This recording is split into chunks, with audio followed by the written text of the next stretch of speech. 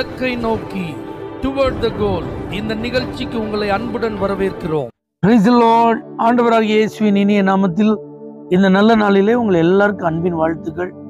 ஆதியாகமம் 25ஆம் அதிகாரம் 34ஆம் வசனம். ஏசா தன் சேஷ்ட புத்திர பாகத்தை அலட்சியம் பண்ணினான். முதல் பிள்ளைகளுக்கு கொடுக்கப்பட்ட ஒரு பெரிய பாக்கியம்தான் சேஷ்ட புத்திர பாகம்.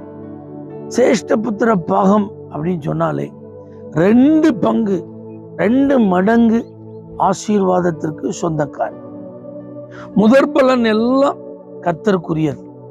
அப்ப பாருங்க, எல்லாருமே தேவனுக்கு சொந்தமானவங்களா இருந்தாலும் அதுல முதலாவது பிறக்கிறவங்க விசேஷமானவர். அவங்கள கர்த்தர் தனக்கென்றே வேறு பிரித்தார். அவர்களை தன்னுடையவர்களாகவே ஆண்டவர் ஏற்றுக்கொண்டார். பாருங்க, தேவனுக்கு அடுத்த ஆராதனைகளை, குடும்பத்தை வழிநடத்தி போகிற அந்த முக்கியமான பொறுப்புகளை ஆண்டவர் இந்த மூத்த பிள்ளைகளுக்கு தான் கொடுத்திருந்தார். அதுக்கு அடையாளமா இருப்பதுதான் சேஷ்ட புத்திர பாகம். அப்ப இது ஒரு பெரிய உடன்படிக்கை, இது ஒரு பெரிய ஆசீர்வாதம்.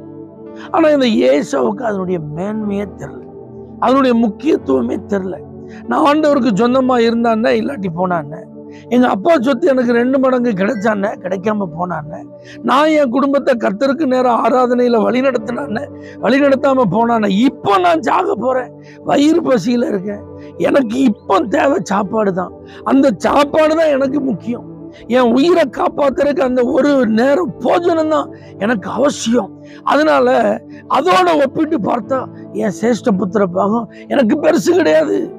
இதுதான் ஏசாவினுடைய மனநிலை. வேட்டையாடி களைத்து போய் வந்த அவனுக்கு கொஞ்சம் கூழ் தான் பெருசா தெரிஞ்சதை தவிர, இப்படி ஆண்டவரால ஏற்படுத்தப்பட்டிருந்த இந்த மேன்மை பெருசா தெரியல. அதனால தன்னுடைய பாக்கியத்தை இழந்து போனான், தன்னுடைய ஸ்தானத்தை இழந்து போனான், கர்த்தருடைய ஆசீர்வாதத்தை இழந்து போனான், தகப்பனிடத்திலிருந்து கிடைக்கும் நன்மைகள் எல்லாம் இழந்து போனான். இதெல்லாம் ஏன் பைபிள்ல ஆண்டவர் நமக்கு எழுதி வச்சிருக்கிறார் அப்படின்னா, நமக்கு கர்த்தர் சில பொறுப்புகளை, ஸ்தானத்தை, மேன்மையை தந்திருக்கிறார். கிறிஸ்துவுக்குள் நாம் எல்லாரும் முன்குறிக்கப்பட்டிருக்கிறோம், தேர்வு செய்யப்பட்டிருக்கிறோம், அழைக்கப்பட்டிருக்கிறோம். இன்னைக்கு கர்த்தர் நம்மை அவருடையவர்களாக மாற்றி இருக்கிறார். பழைய ஏற்பாட்டு காலத்திலிருந்து இந்த புதிய ஏற்பாட்டு காலத்துல நம்மளெல்லாம் கர்த்தர் ராஜாக்களா, ஆசாரியர்களா தேர்வு செய்திருக்கிறார். அப்ப நம்முடையவர்களை கர்த்தருக்கு நேரா வழி நடத்துகிற ஒரு பொறுப்பு நமக்குத்தான் கர்த்தர் கொடுத்திருக்கிறார். அப்ப ஆண்டவர் நம்மளை நிலைநிறுத்திருக்கிற அந்த ஸ்தானத்தை ஒருபோது அலட்சியம் பண்ணக்கூடாது. கர்த்தரிடத்திலிருந்து நமக்கு கிடைத்திருக்கிற மேன்மைகளை, ஆசீர்வாதங்களை ஒரு நாளும் நம்ம புறக்கணிக்க கூடாது. உங்களை ஆண்டவர் அவருடைய பிள்ளையா மாற்றி இருக்கிறாரு, அந்த ஸ்தானத்தை நீங்க பெருசா நினைக்கிறீங்களா? எத்தனையோ பேருக்கு கிடைக்காத அந்த மேன்மையை ஆண்டவர் உங்களுக்கு தந்திருக்கிறாரு. இன்னும் ரட்சிக்கப்படாம எத்தனை பேர் இருக்காங்க? உங்களுக்கு ஆண்டவர் ரட்சிப்பை தந்து நித்திய ஜீவனை சுதந்திரித்துக் கொள்ளும் பாக்கியத்தெல்லாம் தந்திருக்கிறாரு.